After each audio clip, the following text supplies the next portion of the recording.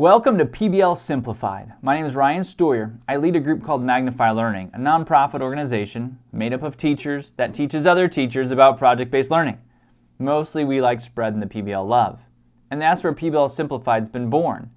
3 to 5 minute weekly videos where you submit your need-to-knows, then I answer them, and I give you stories and resources to take into your classroom to implement PBL.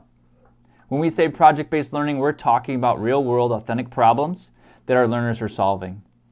We're bringing in community partners to bring that authenticity, to give us a reason to start bringing in 21st century skills to the classroom.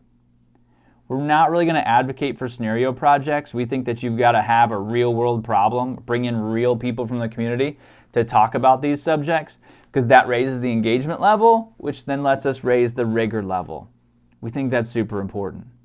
We also know it's not a super easy journey, so finding a tribe and connecting with others is super important. We hope that this could be a vehicle for that.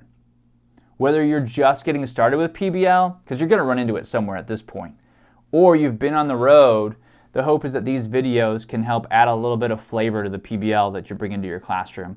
And again, if you've got need-to-knows, we want you to submit those, and then I'll answer those and give you some resources.